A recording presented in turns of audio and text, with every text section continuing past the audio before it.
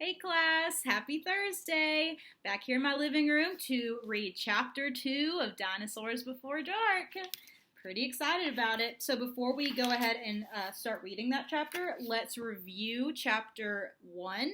So we figured out who these kids are. This is Annie and Jack. So Jack is 8 and Annie is 7. They're brother and sister. They're walking home one day, kind of maybe a shortcut through the woods. And Annie spots, she sees a treehouse. And it's a real big treehouse, okay?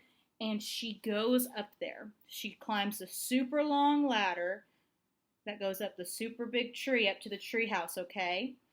And then, so there's Annie right there yelling down to Jack. Jack's down there like, I don't know if we should be here. This isn't ours. But Annie's like, no, I want to go. I want to see. And Annie tells Jack that there are books up there, and Jack loves books. So he decided to climb the rope ladder, and that is where chapter 1 ended. So we're going to see what they do up in the treehouse.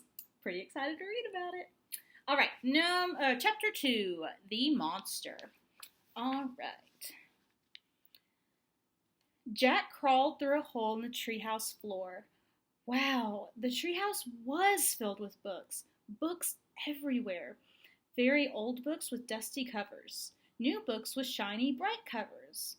Look, you can see far, far away, said Annie. She was peering out the treehouse window. Jack looked out the window with her.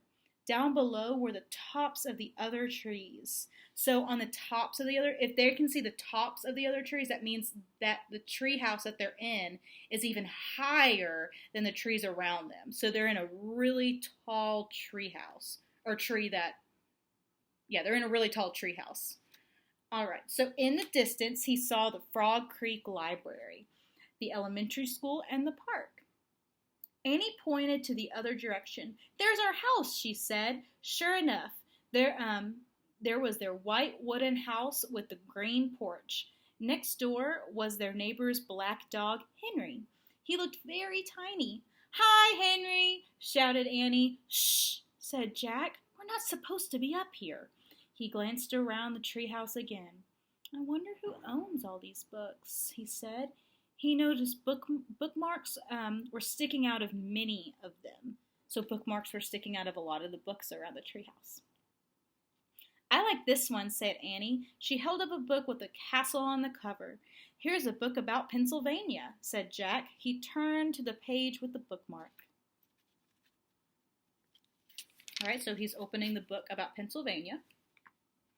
Hey, there's a picture of Frog Creek in here, said Jack. It's a picture of these woods. All right, so we've learned from just those few sentences that Frog Creek, where they live, is in Pennsylvania, and the book is about, or the book that he opened up, the bookmark was at a picture of the woods that they're in right now. Oh, here's a book for you, said Annie. So they're picking up another book now. She held up a book about dinosaurs.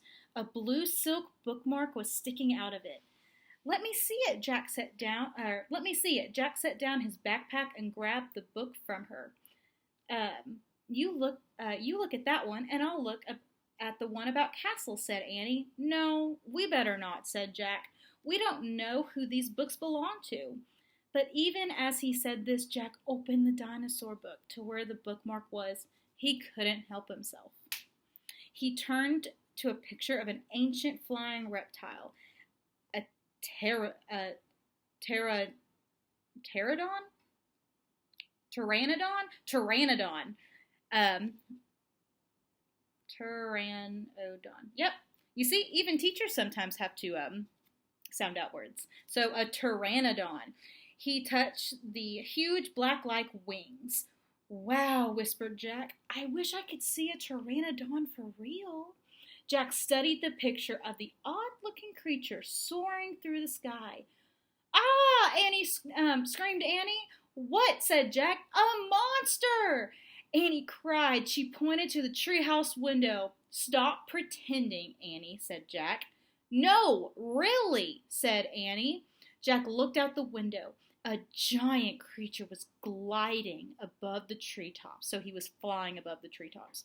He had a long, weird crest on the back of his head, a skinny beak, and huge bat-like wings. It was a real live pteranodon. The picture curved through the creature, goodness gracious. The creature curved through the sky. He was coming straight towards the treehouse.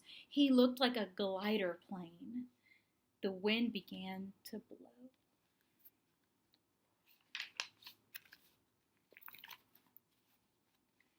The leaves trembled.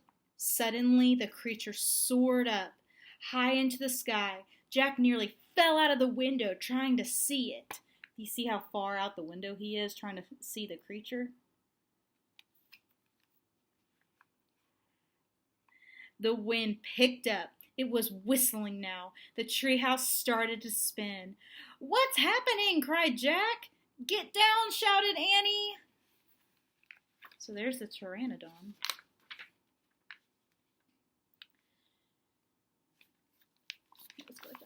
She pulled him from the window. The treehouse was spinning faster and faster. So the treehouse in the tree is spinning. Okay? That's not a very normal treehouse, is it? Jack squeezed his eyes shut. He held on to Annie. Then everything was still. Absolutely still. Jack opened his eyes. Sunlight slanted through the window, so sunlight went through the window, so things were brighter in the treehouse. There was Annie. The books, his backpack. The treehouse was still high up in an oak tree. But it wasn't the same oak tree. So if the treehouse started spinning and they had to hold on to each other to make sure they didn't fly out and they're not in the same oak tree, what do you think that means? Like, that's not a normal treehouse. That's not what normally happens when you open a book. So I guess we're going to see where they are in chapter 3 on Tuesday, okay, my friends? All right, I'm super excited. It's going to take a lot for me not to keep reading. My goodness. All right, my friends. So you can predict where they are, why the treehouse was spinning, and why they saw a pteranodon. Because that's not, like, dinosaurs, they're not here anymore. So how did they see a pteranodon? Those are good questions to think about and maybe to write about if you want, and just predict what do you think is going to happen. Ooh, I'm so excited about reading this book with you all. All right, well, I hope you all have a wonderful rest of your day, a wonderful weekend, and I'll see you on Tuesday. All right, I love you and miss you all.